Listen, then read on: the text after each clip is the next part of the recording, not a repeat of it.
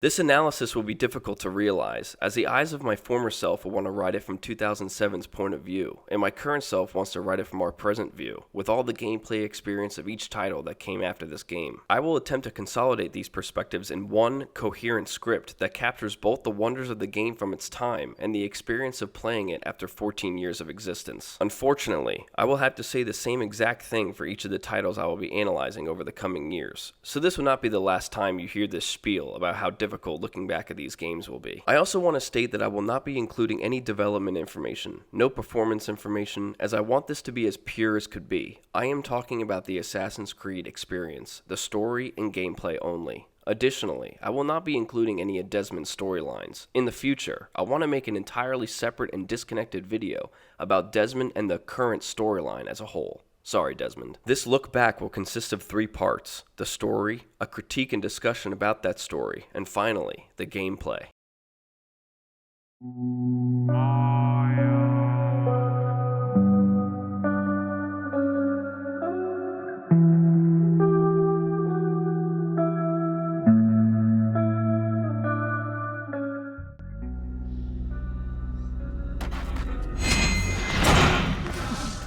Altair, a member of the Assassin Brotherhood, runs up to an elderly pedestrian and assassinates him, for no discernible reason other than to keep his presence in this area unknown. 2 of his fellow assassins, Malik and his younger brother, comment on this kill, one saying it was a fine dispatching, while Malik repeating their Brotherhood's mantra that states that no innocent should be the victim of their actions. Altair pushes back, stating that the same mantra also says, "Nothing is true, everything is permitted," adding additionally that they shouldn't question his methods. Keep this in mind, arrogance is Altair's character flaw, and we will be seeing more of this behavior throughout the game. It is made aware that these 3 are tasked with finding some sort of object buried inside Solomon's temple. It is also made known that the Templars, ancient enemies of the Assassins, are here as well, and are the ones who have found the object initially. They must find and retrieve this treasure. The 3 continue traversing the tunnels and eventually happen upon the Templars, including their leader, Robert de Saab. Altair claims that Robert's life is his, as this is a perfect opportunity to rid the world of the Grand Master of the Templars. His cohorts implore him not to carry out this action, stating that Altair has already broken one of the 3 assassin tenets, and he will be breaking the other 2 if he commits to this. Ignoring them, Altair goes for the kill, fails, and is tossed aside. In the commotion, the pathway to the area is blocked, and Altair is left alone on the other side as he hears his friends struggling to fight the Templars.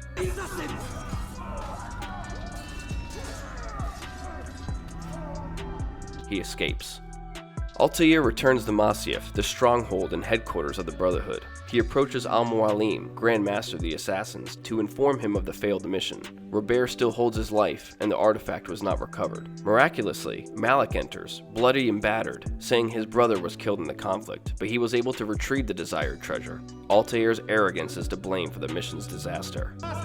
We are under attack. Robert de Sable lays siege to Masyaf's village. Robert de Sable has assembled a force and has begun an attack on the fortress. Altair is sent out to aid in defense of the city. After holding for some time, allowing as many civilians to escape as possible, Altair and the remaining assassins retreat into the sanctuary of the keep. Your village lays in ruins, and your stores are hardly endless. How long before your fortress crumbles from within? How disciplined will your men remain when the wells run dry and their food is gone? Robert de Sable taunts the Brotherhood. Al-Mualim counter-taunts him by showcasing the assassin's incredible sense of fearlessness. He has 3 assassins perform leaps of faith off the side of the keep, feigning their deaths. In reality, assassins conduct these actions on the reg, and all 3 remain alive, with 1 injured. Altair goes behind the Templars to unleash a store of lumber upon the invaders, thinning most of the ranks and driving Robert to call a retreat. Al-Mualim summons Altair. He scolds Altair for his actions in the temple. Additionally, he recites the 3 tenets of the creed. Stay your blade from the flesh of an innocent. Hide in plain sight. Never compromise the Brotherhood. He then appears to kill Altair. However, this is not to be the case, as immediately afterwards, Mualim has Altair in his chambers, saying that he had Altair see what he wanted him to see and feel what he wanted him to feel. It is not made clear how Mualim accomplished these things. Altair has been stripped of both his position and weaponry, made a novice once again. In an effort to provide Altair a chance of redemption, Mualim tasked Altair with finding a traitor amongst their ranks, one who made it possible for Robert to so suddenly attack and enter the city. Altair eavesdrops on a guy, pickpockets another, and then locates and interrogates the traitor. The traitor is brought to the Grand Master, who kills him.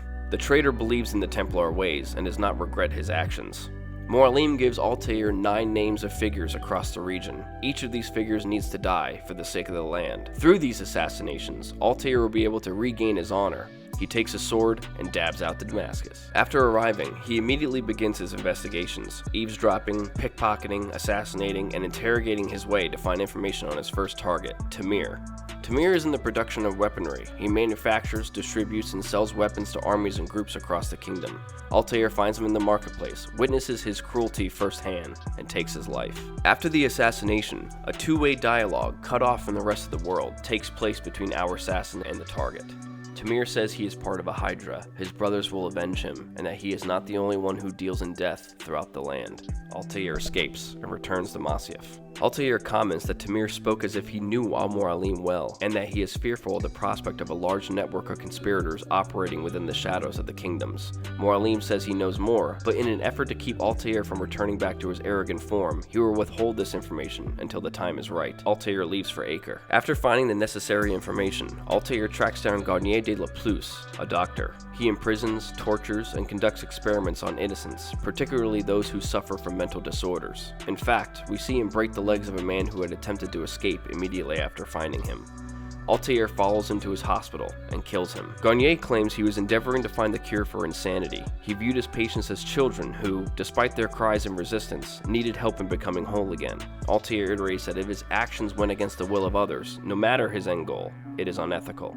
He notes that Garnier truly believed he was helping his patients. He then escapes the area and returns to Masyaf. Altair tells Mualim, who grows fearful for what he is uncovering, namely the self-righteousness of the list. They all believe that what they are doing is truly right for humanity. Altair travels to Jerusalem, where he tracks down Talal, a slave trader who deals in the market of men, women, and even children. He sells them off to distant lands, and often sells some to Garnier for his experiments. Talal attempts to ambush Altair with his bandit gang, but fails miserably so, with the bandits failing to stop him, and Talal failing to outrun him. Altair strikes true, and brings him down. In the usual conversation before death, Talal mentions that his group also has plans for the Holy Land, similar to Al-Mualim, even mentioning his name during the statement. He claims that the people he was selling to other lands as slaves was for their safety rather than their servitude. He points out the Assassin Brotherhood's propensity to also profit from conflict, as his brotherhood does. Altair escapes once again and returns to Masyaf. Mualim states his gratitude for 3 of the 9 names being eliminated. He gives Altair 3 more, while explaining that the Crusaders and Saracen armies continue to march ever so closely together. The days are becoming more and more ominous as the war looms closer each and every day. Altair heads to Acre and begins to track down his 4th target, William of Montferrat.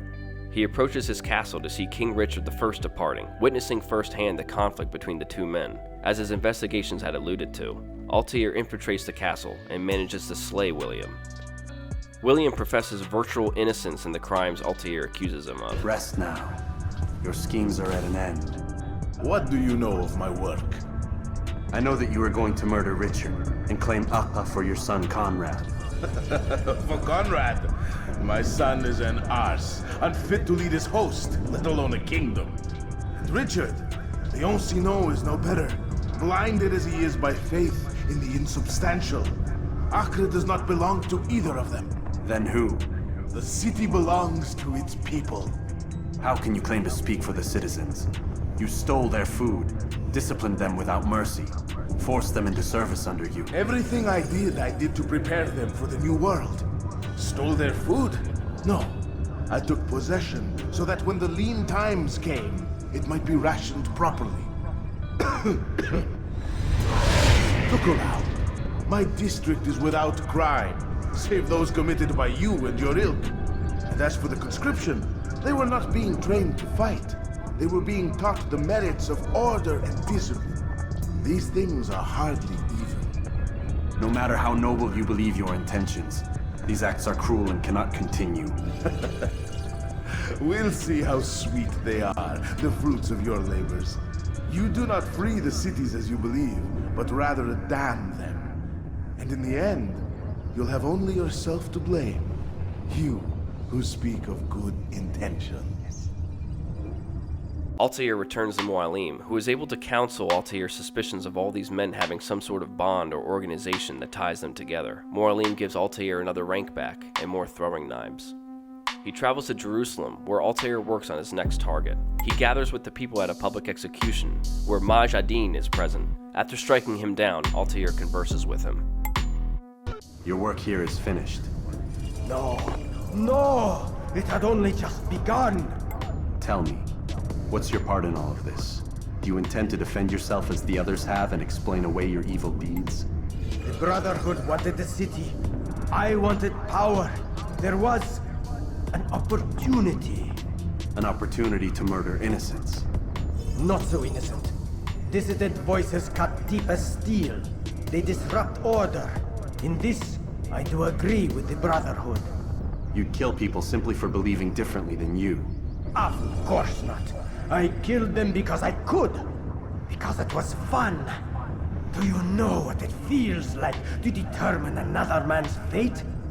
And did you see the way that people cheered? The way they feared me? I was like a god. You'd have done the same if you could. Such power. Once perhaps. But then I learned what becomes of those who lift themselves above others. And what is that? Here, let me show you. Back in Masyaf, Altair confronts Mualim with some grievances. They talk about the Templar Order. These men are tied together by this organization. They are in a quest for power and control in order to rule with an iron fist, all to instill order amongst the chaos of life.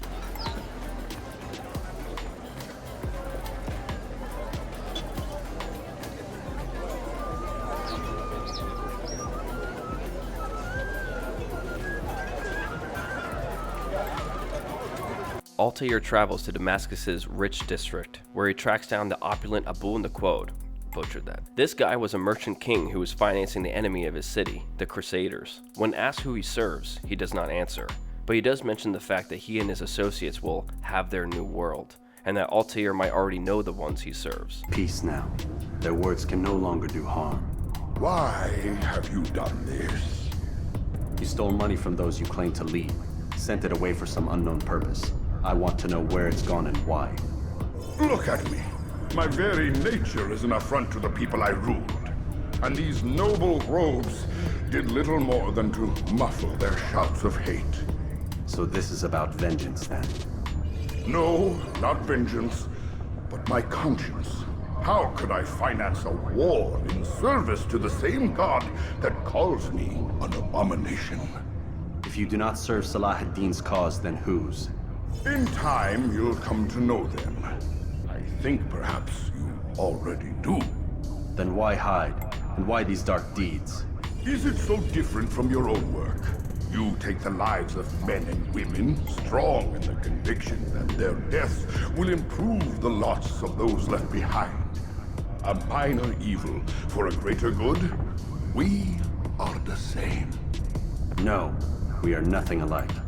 Ah, but I see it in your eyes. You doubt. You cannot stop us. We will have our new world.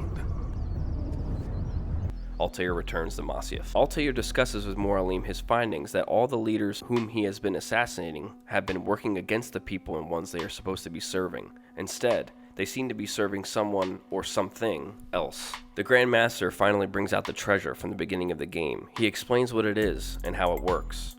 But they cannot succeed in their mission. Why is that? Their plans depend upon the Templar treasure, the Peace of Eden. But we hold it now, and they cannot hope to achieve their goals without it.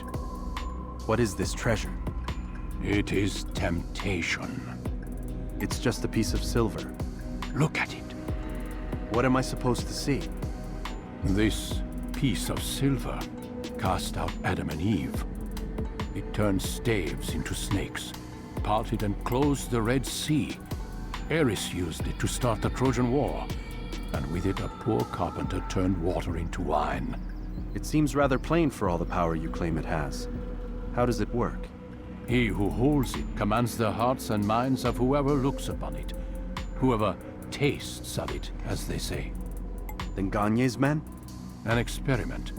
Herbs used to simulate its effects, to be ready for when they held it. Talel supplied them. Tamir equipped them. They were preparing for something. But what? War. And the others, the men who ruled the cities, they meant to gather up their people, make them like Gagne's men. The perfect citizens, the perfect soldiers, a perfect world. Robert des Sables must never have this back. So long as he and his brothers live, they will try. Then they must be destroyed. He also explains that the Templars cannot succeed in their task without it. It is indeed crucial to the Templar plan, and it must be protected. 2 more Templars must be killed. Altair travels to Damascus once more. In Damascus, Altair hunts Jubair, a chief scholar who yearns to destroy all written works throughout the city. He believes, citing the war between the Saracens and the Crusaders as evidence, that written knowledge only seems to destroy and mislead, rather than illuminate and enlighten. He detests the fact that readers do not think about the man behind the words written, but only what is written. One of his cronies says, "You are wrong. These texts give the gift of knowledge. We need them." Jubair kills him. He tells his men to go out and continue collecting any written texts across the city. Altair surveys the area, stopping these men, and eventually finds Jubair, ending his life. Dying, Jubair asks why the assassin is killing him, to which Altair says that people must be free to make their own choices, despite the chance that those choices might be influenced by the incorrect or immoral. Burning the books that the masses choose to read only hinders their ability to optimally choose their own paths in life. You of all people should know the answer. Educate them. Teach them right from wrong. It must be knowledge that frees them, not force. They do not learn, fixed in their ways as they are. You are naive to think otherwise. Illness, for which there is but one cure. You're wrong. and that's why you must be put to rest. Am I not unlike those precious books you seek to save? A source of knowledge with which you disagree, yet you're rather quick to steal my life. A small sacrifice to save many. It is necessary. Is it not ancient scrolls that inspire the Crusaders? That fill Salah ad-Din and his men with a sense of righteous fury? Their texts endanger others, bring death in their wake. I too was making a small sacrifice. It matters little now. Your deed is done, and so am I.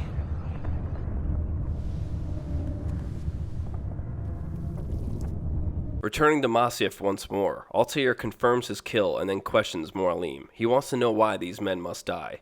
Moralim tells him that if they were not eliminated, then the assassin way would be undone. The targets have been changed in the world for the worse, and they have eyes and ears everywhere. Altair hunts Sibrand, leader of the Knights Teutonic. Because of all the assassinations across the land, Sibrand has locked the port he controls in the city and hides in the bay. We see Sibrand questioning a lowly priest, who he believes to be an assassin. Obviously, he isn't, but Sibrand kills him anyway. He takes a boat ride while Altair finds a way to his target. After drowning once and traversing the vessels that surround the area, Altair makes it to Sibrand and takes his life. Sibrand is fearful, saying that faith in the metaphysical is the true enemy of the Holy Land. His aim was to have his group eliminated entirely in order to help save it from the ignorance that faith brings about. But you'll be safe now, held in the arms of your god. Have my brothers taught you nothing? I know what waits for me. For all of us. If not your god, then what? Nothing. Nothing waits. And that is what I fear. You don't believe? How could I, given what I know? What I've seen? Our treasure was the proof. Proof of what? That this life is all we have. Linger a while longer then, and tell me of the part you were to play. A blockade by sea. To keep the fool kings and queens from sending reinforcements. Once we... Conquered the Holy Land? Freed it, you fool. From the tyranny of faith. Freedom? You worked to overthrow cities, control men's minds, murdered any who spoke against you. I followed my orders, believing in my cause. Same as you.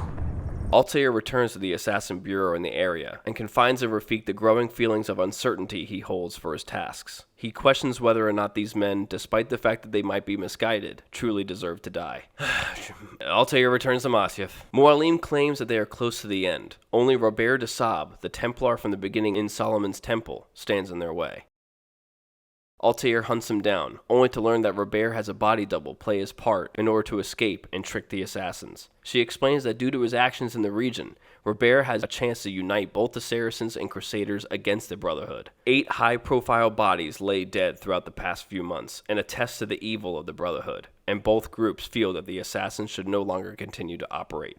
Altair, citing that she was not his target, lets her live and escapes. Altair tracks down Robert, who has set up multiple lines of defenses in order to stop the assassins from reaching him. Altair carves his way through the resistance single-handedly and finally reaches King Richard. Altair explains that he does not mean to harm him, but bring news of a traitor in his army. He claims Robert has been working with multiple high-ranking members of his employ to subvert his actions of the Crusades and bring about chaos to the region. Robert, being amongst the group, responds to the accusations with disdain, telling the king that assassins only manipulate and destroy, that their words are poison, and they should never be believed. The king says that the Lord will determine who the liar is, by allowing Robert to ambush Altair with like 35 men and see who comes out on top.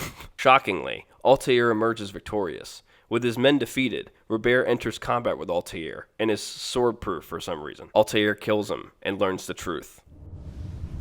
It's done then. Your schemes, like you, are put to rest. You know nothing of schemes. You're but a puppet. He betrayed you, boy. Just as he betrayed me. Speak sense, Templar. Or not at all. 9 men he sent you to kill, yes? The 9 who guarded the treasure's secret. What of it? It wasn't 9 who found the treasure, assassin. Not 9, but 10. A 10th? None may live who carry the secret. Give me his name. Oh, but you know him well. And I doubt very much you'd take his life as willingly as you've taken mine. Who? It is your master, Al-Mualim. But he is not a Templar. Did you never wonder how it is he knew so much? Where to find us, how many we numbered, what we aspired to attain? He is the master of the assassins. We, master of lies. You and I just two more pawns in his grand game. And now, with my death, only you remain. Do you think he'll let you live, knowing what you do? I've no interest in the treasure. Ah, but he does. The only difference between your master and I is that he did not want to share. No. Ironic, isn't it? That I, your greatest enemy, kept you safe from harm. But now you've taken my life, and in the process, ended your own.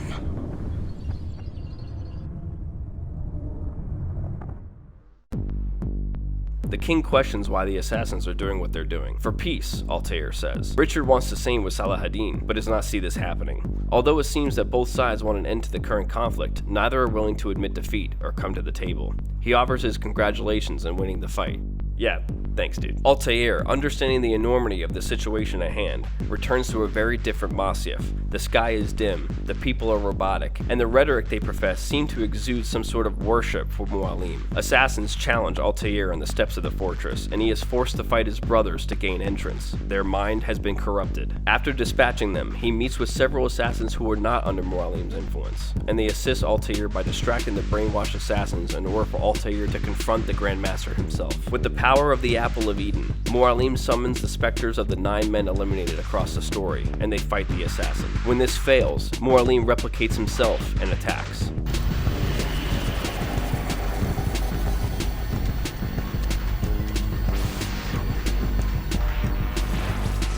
This fails as well. He freezes Altair and explains that he has seen the truth, and with the power of free will, the masses will never be able to manifest a world of peace. Have you any final words? You lied to me. Called Robert's goal foul, and all along it was yours as well. I've never been much good at sharing. You won't succeed. Others will find the strength to stand against you. And this is why, so long as men maintain free will, there can be no peace. I killed the last man who spoke as such. Bold words, boy. But just words. Then let me go. I'll put words into action. Tell me, Master, why did you not make me like the other assassins? Why allow me to retain my mind? Who you are and what you do are twined too tight together. To rob you of one would have deprived me of the other. And those Templars had to die. But the truth is, I did try. In my study, when I showed you the treasure. But you are not like the others. You saw through the illusion. Illusion? That's all it's ever done. This Templar treasure, this piece of Eden, this word of God. Do you understand now? The Red Sea was never parted. Water never turned to wine. It was not the machinations of Eris that spawned the Trojan War, but this! Illusions! All of them! What you plan is no less an illusion. To force men to follow you against their will. Is it any less real than the phantoms the Saracens and Crusaders follow now? Those craven gods who retreat from this world that men might slaughter one another in their names? They live amongst an illusion already. I'm simply giving them another. One that demands less blood. At least they choose these phantoms. Or do they? Aside from the occasional convert or heretic? It isn't right. Ah, and now logic has left you. In its place, you embrace emotion. I am disappointed. What's to be done then? You will not follow me, and I cannot compel you. And you refuse to give up this evil scheme. It seems then we are at an impasse. No, we are at an end. I will miss you, Altair. You were my very best student.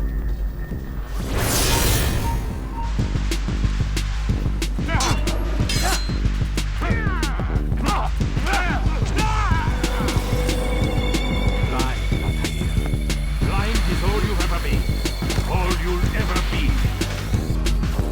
My blade sees for me of blood. It cuts through the darkness.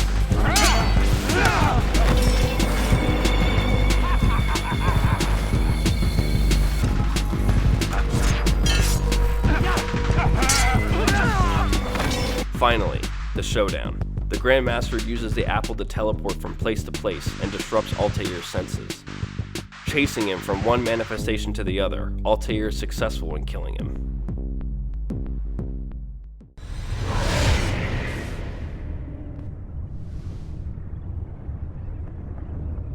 Impossible. The student does not defeat the teacher. الشيء واقع مطلق بل كل ممكن. So it seems.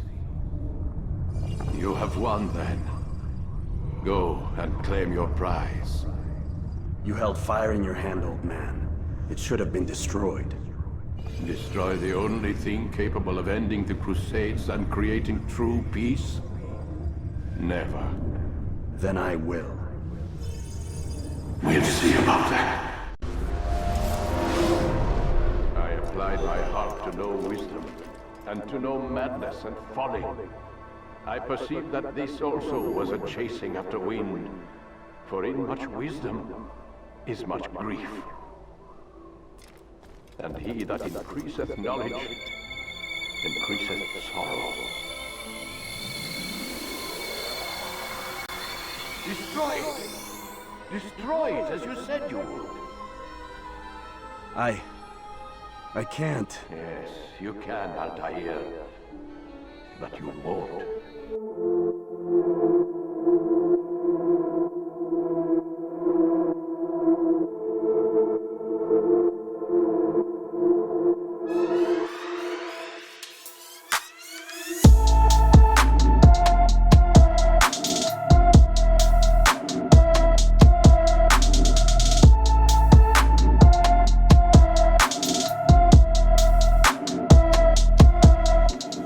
It's unbelievably arduous to critique a story that is such a small part of an overall narrative that we all know now. This was our first taste of this world and this universe. Ubisoft wanted us to be introduced to the factions and philosophy, but did not want to render their storytelling rapacious in any way whatsoever. Consequently, I believe the ideas and concepts were manifested into thinner versions of themselves compared to the other entries in the series. That, or they did not fully understand their own story yet. That last statement is more of an observation, not an insult, by the way. What I will insult, however, is many of the decisions they made with this game, namely in its presentation. This is a story of an emotionally flawed, egotistical, dogged, yet highly skilled warrior in an ancient land attempting to stop some unknown nefarious group from taking control of the region. Throughout his journey, he realizes that certain character traits he possesses should no longer have a hold on him, and he chooses to release his preconceived beliefs of his worldview in order to redeem himself internally and confront his true enemy, his own faction. On paper, this reads like an amazing story that I want to immerse myself in, but after experiencing it, it becomes a slog that never seems to capitalize on what it sets up in the beginning moments of the plot. Altair is shown in literally the first 30 seconds killing an innocent man, going against the rules he swears to live by, then justifying it with the basis that he's the best assassin in the Brotherhood. Then, after finding Robert in Solomon's temple, he attacks when he isn't supposed to. This is the only time in the entire story in which we actually witness Altair being arrogant and erratic with his behavior. After this, it's, hey Altair, you've been stripped of your rank and weapons because you're a piece of shit and you need to learn how to obey without question. But there is no time when Altair still yearns to go against authority, no time wherein he learns from others the negative consequences of an action, but the necessity of action due to environmental circumstance. He never even attempts to justify any of his future actions from this point. He kills a target, he comes back to Masyaf, he complains to and questions Al-Mualim because he's being sketchy, then he leaves to kill his next target, over and over. There isn't a moment where instead of killing a target he's supposed to kill, he chooses not to, or better yet, chooses to kill a target he isn't supposed to. There were no hurdles or hindrances he must bound over. He learned his lesson from being killed by Mualim, getting stripped of his rank, and from there, he's just some dude running around killing people he doesn't even know. Where is the flaw of self-centeredness and vanity you wanted us to know resided in him for the first few minutes of the story? We don't see any struggles Altair must bear to break through this portion of his character. We don't even see any strengths. What are his strengths? He's extremely competent. Okay, that's good, But that's not enough. He is resilient. Alright, that's good too. But this is not enough to make his story compelling.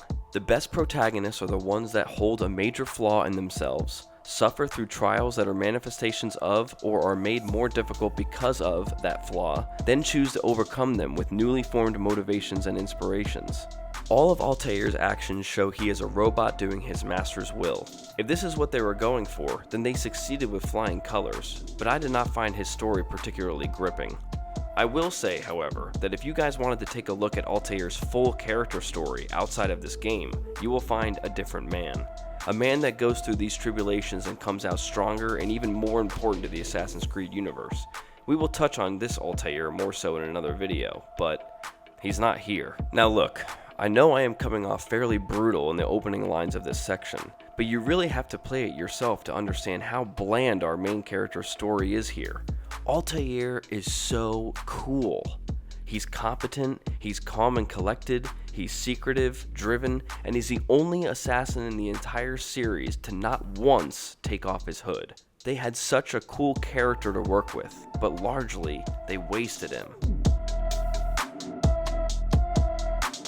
Altair is not the only character to get dragged through the mud of this story. Because of the flaw of arrogance and dishonor they wrote for Altair, it seems as if they artificially crafted an excuse for not creating side characters because they wanted Altair to be this lone wolf warrior traversing the Holy Land with no support, because that's just how cool he is. However, this fails, utterly so, because this story desperately needed some semblance of opposing viewpoints or people in order for Altair's worldview to bounce off of. They created this situation where they need not write interesting lines of dialogue for Altair, because he doesn't have any friends. He's just that much of a lone wolf, asshole, badass.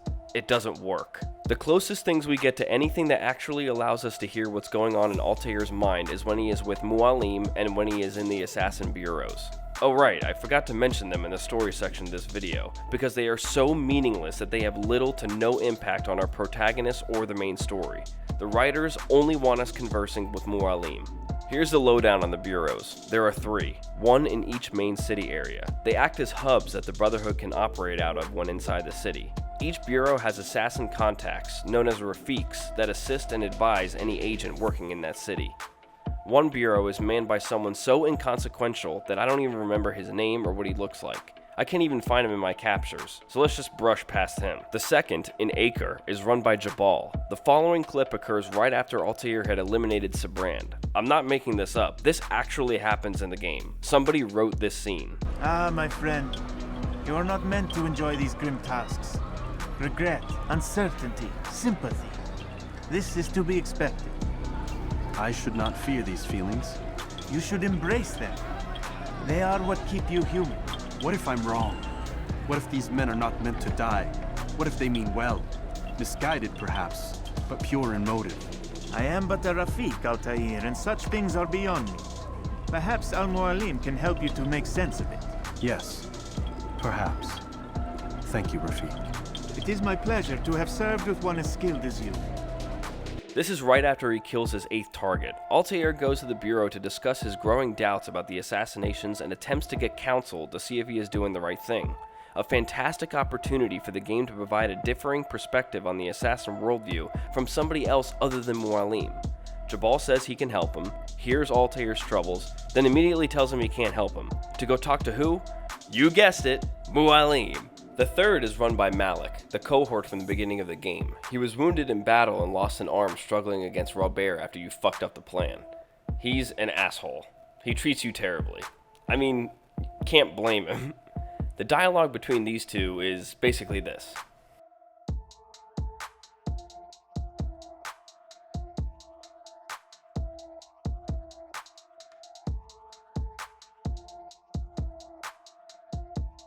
Now, throughout the story, Rafiq comes to respect Altair because of the growing changes in his character. He actually ends up being the leader of the small band of assassins that were not brainwashed by Al-Mualim at the end of the story. But there is no hook that binds these two together and makes their relationship interesting. They dance around each other with hate-fueled exchanges and end up respecting each other. Not genius writing, but not terrible either. It's cool. The villains in this story are different. I actually enjoyed much of the dialogue Altair had with these men, and much of what these men had to say made sense after hearing the justifications for them. The problem is, again, it's not enough. We don't get enough of the antagonists in this story. Altair has one encounter with 8 of the 10 villains in this game, including Moiralim and Robert, the latter of which he speaks to only twice. The missions where we are investigating only provide information on the nature of the environment. For example, after pickpocketing a guy while looking into Abul Naquad, we learn he will have archers on the roof. Like, what do I care?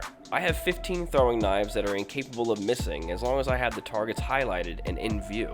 Not only that, players do not get any differing versions of any assassination conversations or even storylines for the nature of our murder. If we silently murder Abul using dark alleyways that are never traveled through by pedestrians, every single thing in the story would remain exactly the same as if we had 23,000 guards surrounding us and we beat a bull down with a 6-foot warhammer. We see 8 of our 10 victims once in a cutscene before killing them.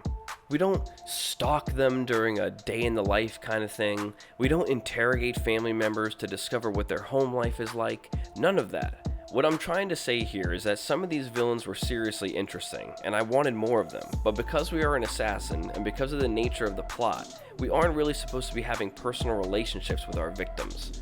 This makes sense. It just doesn't make me yearn to play this game again so I can see the villains another time. The ending is cool. I know someone in the comments will be able to explain this to me, but writing the script now, I really do get vexed by a question. Was Al-Mualim always a power-hungry traitor to both the Assassins and Templars, or was he corrupted by the Apple of Eden upon first receiving it? I'm not so sure. I think I lean into the camp that he was always a traitor. It's impossible to know whether 14-year-old Giovanni was suspicious of Mualim before he actually betrayed us, but playing the game now allows me to reveal to you that 28-year-old me absolutely knew this was coming. The suspicious behavior Mualim showed throughout the story was fairly obvious, and the outcome was predicted long before the betrayal. However, the entire plotline wherein Mualim betrayed the Templar Order was completely forgotten by me. I thought this was very, very interesting, and this is probably one of the best things about this game. When this betrayal is discovered, a lot of what happens in the story makes a full rotation and loops back into itself with this revelation. I really like this little scene. The second tenet is that which gives us strength. Hide in plain sight. How did Mualim kill Altair in the beginning? The Apple of Eden. How and why was the assassin stronghold assaulted so suddenly? Robert was pissed off. After Mualim told him they would share the apple, it was stolen by members of Mualim's group immediately after finding it in Solomon's temple. Why was Sabran so set on eliminating faith in the Holy Land? He knows what Mualim knows, that all of the religious events throughout history that were previously explained by gods or something metaphysical were they themselves manifestations of historical figures using the Apple of Eden. He wanted to set the people free and have the truth revealed to them. Why did Jubair have an obsession with eliminating written text, and therefore all knowledge, from the region? The Templars were setting up the world to be as susceptible to the Apple's power and influence as possible. Intelligence and resilient intellect may be able to repulse the influence of the artifact. Why was Garnier endeavoring to fix mentally disabled people? Well, this one is a little bit more perplexing. It could be two things. My theory is, and this is merely speculation, that maybe the mentally handicapped cannot be controlled by the Apple. Or Templars, desiring this so-called perfect world, wanted the mentally disabled completely eradicated from the Earth. Can't have a perfect world with imperfection, can we? William's behavior is again ambiguous. Was he storing the food for the lean times and training conscripts because he wants a perfect world? Or was it because he was preparing to fight against Mualim once the traitor inevitably knocked on his city's door with the apple in hand? Interesting to ponder. Not sure what to think here. All of these revelations and others are not spelled out for you. The game respects you as an intelligent player and hopes you learn about the complexity of the forces operating in this story after discovering the truth for yourself. Mualim was a traitor through and through. He betrayed the Assassins, their creed, and the Templars. He held the Templar point of view, but wanted nothing to do with their brotherhood. He wanted all the power and influence for himself, and used Altair's perfectly convenient stint of dishonor in order to use the assassin as a tool to dispatch the ones who would fight against him. Looking back, were the enemies of Altair's enemy friends? I don't think so. Whether or not the apple was stolen from them by Mualim doesn't really change the fact that they were planning to utilize it for the same purposes, albeit together as a group rather than one tyrannical person. This is subjective though, come to your own conclusion here. So, the story itself, the actual plotline not involving Altair, was very interesting and well done. I will definitely cheer the game on for its complexity, and not feeding you the details of the nature of this complexity on a giant silver platter. It is your job to go back through the narrative and connect all the random dots to understand the magnitude of this betrayal. Now, one final small section of little things in the story that don't make sense to me. Actually, they're not so little. Like this one. This, breaks the game. In the beginning moments of the story, Altair tells Malik's brother that the Templars are here in Solomon's temple and have found something. This something ends up being the apple, of course. So, we know that Altair knows who the Templars are. But then, later in the story, we find Altair troubled with the idea that there might be some shadowy organization operating behind the scenes of the Holy Land. Some shadowy organization? Who else could they be? You know who the Templars are. Also, why would Mualim have to explain to Altair, a master assassin, what the Templars' motivation is? How on earth would you be this high up in the rankings of this brotherhood and not understand what you are fighting for? You want to tell me that a person that got raised in a group from birth that believes the free will of the people is paramount to the point where all scrutinization of said free will should be fought against to the last man, doesn't know that there is a group that thinks just the opposite? How is that possible? Because Altair specifically says Templars here, it's made known that Altair knows who they are and what they believe in and what they do. It's extremely mind-boggling that he does not know what the Templars are trying to accomplish. I'm just confused. Another thing, Altair is a master assassin, as in, he is in the highest echelon of this very well-connected group throughout the kingdom, and he knows little to nothing of killing and Templars? Was the murder in the tunnels the first time he murdered an innocent? If so, how did he make this decision so rashly? In 25 years of training and killing, he never once killed an innocent. Then one day he is sent on this random mission to retrieve an artifact he knows nothing about, then just straight up murders an old guy without thinking twice about it? How would he not be mortified by the thoughts of breaking a tenet of a creed he lived by for his entire life? If this is not the first time, then why and how is he a master assassin? Mualim never punished or disciplined him before? Additionally, Altair had issues throughout the story with the Templars always believing what they did was right for the world. How does he not know this? He never encountered a Templar who thought he was correct? Has he killed Templars before? It's all very puzzling. The apple, as seen in this game, and others throughout the series, seems to be able to control the minds of the victims to do whatever the holder pleases. Well, why didn't Mualim control Altair? Tell me, Master, why did you not make me like the other assassins? Why allow me to retain my mind? Who you are and what you do are twined too tight together. To rob you of one would have deprived me of the other. And those Templars had to die. Who Altair was and what Altair did was wound too tight? What does that mean? Is he saying his passion to kill those Templars was so strong that Mualim couldn't take over his mind? Why didn't he just take control of the Templars instead of killing them? Their passions were too strong? Is it limited in range? He has this guy worshipping him from like a click away from the fortress. Is 1 kilometer the limit in distance? Why couldn't he take control of Malik, his assassins? Was who they were and what they wanted too strong of a bond?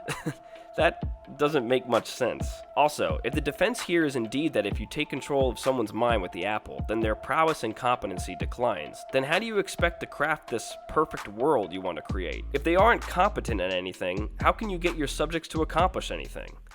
Again, I don't think Ubisoft thought too much about the powers of the Pieces of Eden, because once you think about it for a minute, a million questions arise that don't really have any answers, and it irks me. With this critique of the story, I hope I have explained my theory that Ubisoft didn't fully understand their own narrative. I don't dislike the story, I liked it. There are some problems here and there, but for the first in the series, it did a fantastic job setting up the overall narrative of an ancient and everlasting war between two ideological factions going toe-to-toe throughout the entirety of human history. Let's move on.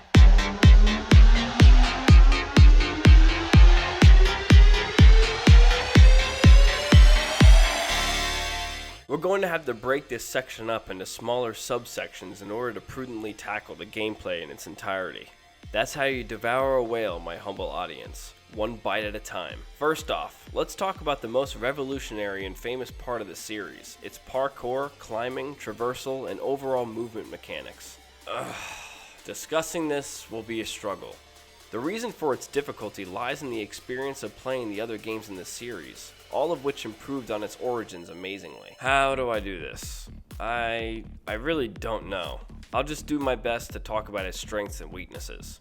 Traversal in this game is slow, unintuitive, but palatable. Altair is so stiff and inflexible. His avatar doesn't want to take any chances. Ubisoft seem to have crafted a character who has this predetermined written contract with any object around him, in which states that he almost has to ask permission to move from place to place. Look at this clip. Why can't I jump from the ledge to the log? Why? Diagonal parkour was not on the priority list for Ubisoft. They wanted a parkour system in which you could go from one location to another, but did not want the player to take any shortcuts. Not sure why they did this, but sometimes it makes moving through the environments in this game absolutely infuriating. This game came up with a very cool way to organize your actions into two categories, low profile and high profile. On the surface, this concept is actually very profound. The idea here is that players have 8 options during gameplay. Given that low profile is the default option, high profile must be activated with an additional holding of the right trigger of the controller. Pressing this trigger will activate the high profile menu of actions that a player can perform. Each of the action buttons have certain behaviors that will trigger once you press them. Depending upon if you are in high profile or low profile, will determine the aggression and intensity of that action. For example, if you are walking normally, pressing the default A button will have Altair blend into the crowd by posing as a pious pedestrian, praying silently to himself, as this is a time in history in which many were religious.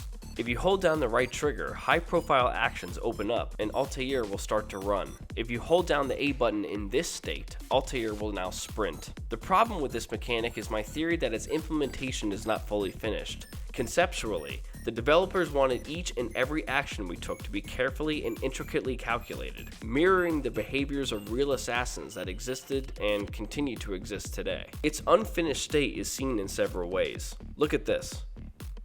This is the beginning of the game, where it states that traveling across horizontal surfaces can be done in 2 ways, in high and low profile. It states that, although high profile behavior might allow one to move faster across the plane, low profile is easier for Altair. Easier? Easier how? Altair never falls off of a surface. This is completely meaningless. Moving on an isolated horizontal surface, like this log or any connections between city buildings later in the game, will always be traversed in high profile. Players are just too impatient, and there is no downside to this behavior. Now, if Ubisoft made it possible for Altair to stumble or fall off of these surfaces as a way for players to trade speed for chances of success, then this might have made sense. However, this would have made movement even more frustrating, taking into account all the time you would be spending in combat and being chased through the streets of a city. We will get to that. High-profile behaviors are an absolute necessity in this title, and the idea of being haunted by the chances of failure with each and every step Altair takes would not be fun. This is why I believe the seeds of the concept remain planted in the game's mechanics, but the process allowing those seeds to grow into the frustrating organism we just discussed was stopped right before the game's release. Climb, dude, climb! You stupid fuck.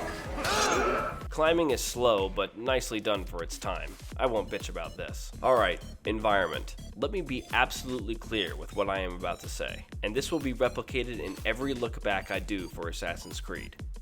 The environment in this game is meant to look natural, not realistic. I cannot stress this enough. Look at this building. Looks pretty good to me. Doesn't look odd or misshapen in any way. Is it realistic that every 2 feet there is a wooden or stone stub coming off the side? No. It doesn't look realistic, but it looks completely natural. Look at the city here. Do the objects connecting these buildings look like something that actually happened? So perfectly placed and aligned? Nah. But does it look like something you could see as possible? Yes, absolutely. These environments are crafted in such a way that it facilitates Altair's traversal of itself, but simultaneously keeps the player's belief of the world around them intact. The developers do an amazing job implementing this principle in every game. If you guys open up any of the Assassin's Creed games before Origins, you will notice this. This is the fundamental core of Ubisoft's Assassin's Creed game design, right here. Side missions. They're awful. There's nothing good to say about them. They are failures in every conceivable way. Heretic! Help! I need help! Please, anyone! You spend your time teaching filth, blasphemy. Stop this, please! You're hurting! They failed to capture your imagination, they failed to retain your attention, they failed to challenge your skills, and they failed to progress the story in any meaningful way whatsoever. After the first iteration of eavesdropping, pickpocketing, and interrogating in Masyaf in the beginning sections of the game, they never change. No deviation, no mix-ups. They are exact replicas. Not much else to say here. Ubisoft attempts to add extra side missions and assassination missions and flag retrieval missions. In a guilty by association kind of way, they are total failures as well. Flag retrieval missions test your parkour skills, but the only challenge you'll find is not your reaction time to the buttons you need to press to parkour fruitfully. It's the challenge of getting Altair to abide by, or break, the aforementioned contracts he signed with all the objects in the area you're navigating through. The assassination and elimination missions are just boring and completely broken. The targets almost always have 360-degree situational awareness, and it makes it unbelievably frustrating to do these fucking missions unless you have knives. Seriously, they are broken. Collectibles. Pointless. Waste of time. You can't see them on the map, so the only way to find them is to travel to every inch of the world. No. The AI. It's so bad. You know what? It's hilarious. It really is. The AI for its time must have been quite exemplary, showcasing to us a world so distant in our history to seem almost otherworldly, but at the same time something that seems oddly familiar. They visit markets, talk to each other, travel long distances. It's cool, but motherfuck, every one of them have the same lines of dialogue. I went through a sort of process with them. I learned their lines, then they became annoying, then they became hilarious, then I just reverted back to their awfulness and accepted the game as it is. One thing I will praise is the fact that they find the climbing, jumping, killing, and fighting Altair does to be abnormal, because all of that is abnormal. I very much enjoyed the fact that they will even call you out on running in public. Let's be honest, if you're walking on the streets of a city with hundreds of people and some random guy is running through the masses, you and a lot of others will notice. It's unusual and should be treated as such. There is one thing that both makes me laugh my fucking ass off and angers the absolute shit out of me. The assassins at Masyaf. Their AI is a carbon copy of the AI in the rest of the game. How was this allowed in development? Actions and behaviors that should be completely normal to assassins are rendered insane and absolutely absurd, and honestly, it's hilarious. Is that what would cause him to run like that? He's going to run into someone. Someone tell me why he's doing that? What would cause him to run like that? What is that fool doing? What a fool! When will he stop acting like a fool? Running from? Has he gone mad?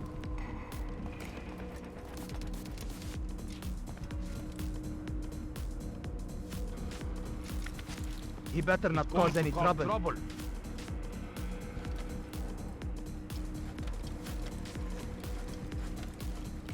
Damn fool must be out of his mind. What is that fool doing? What a fool! What a fool! Then there are these fucking retards. And no, this shouldn't be offensive because they are actually retarded that shove you throughout the game. Oh my fucking god. They are so annoying. They don't bother anybody else. If you stand near them, they will seek you out and fucking come after you. I wish I could resurrect Garnier specifically to have him continue his fucking experiments with these guys. There will be random Templars standing around throughout the cities that you can kill. They act as a collectible though. You walk up to them, you assassinate them, you run away. You don't investigate them, confront them, interact with them. They exist without any explanation whatsoever. There are many times wherein the enemy AI makes no sense. Take this clip here. I am inside this area. Guards see me operating here. They aren't attacking or stopping me. But as soon as I leave the area, I am immediately descended upon with like 15 guards. Why? What did I do? Also, more guards seem to just spontaneously materialize, creating body roadblocks out of nowhere with little explanation as to how they knew to do this. I won't harp on this too much. It was a game made more than a decade ago. I'm sure you understand this as well. Combat is easily the worst part of this game. You will spend almost the entire game in yellow status, as in you are running away from something.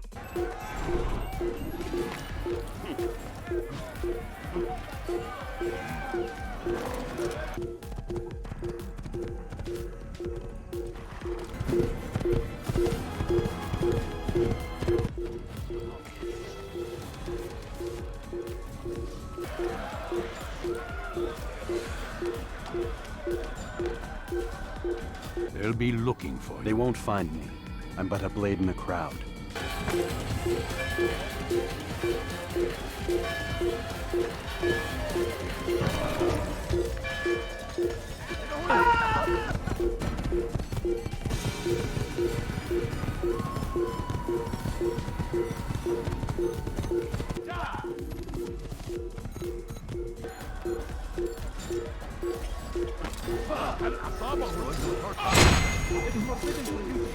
You will have two weapons to use throughout the game, the sword and the knife. The sword is slower, but does more damage. However, the damage improvement here is minimal to say the least. The knife is by far the most effective tool to dispatch the guards that are engaging you. There are two strategies to employ in combat. Wait and counter the attacks guards use against you, or attack relentlessly like an insane wild animal jumping superhumanly between each attacker. There is no in between. Combat in this game is way too easy. If you choose not to play the long game and counter each attack, you can be the aggressor. The problem with this is that the defender receiving your attacks always breaks eventually, so you can just continue to pound away at your opposition with no consequence. In fact, you are rewarded for it, for after a few attacks, their defense shatters and you slaughter them. Then, on to the next asshole. Throwing knives are mapped to the same button you use to implement a standard attack with your weapon, so you will constantly be throwing knives when you don't want to during combat engagements. In short, the gameplay left much to be desired. The combat was thin, the parkour was messy, and the AI was infuriating. There were many times where I had to walk away from the game from the increasing frustration, but I held out at other times so I could get this video out and explain my thoughts on it. Beer really helped me here too. So, what have we seen here with this look back? Playing the newer games in this series spoiled me. The stories were written better, well, most of them. The parkour systems were markedly improved, the side characters were more numerous and significant to the narrative, and the combat mechanics were made healthier with the introduction of wider varieties of weaponry and tools. I don't regret my time with Assassin's Creed. It was a nostalgic experience, jumping into a time machine of sorts and reliving my middle school years. In a weird way, this was my own Animus voyage. This game holds a special place in my heart, for this was the one that started the entire series and started my adoration for the epic story we all know of now.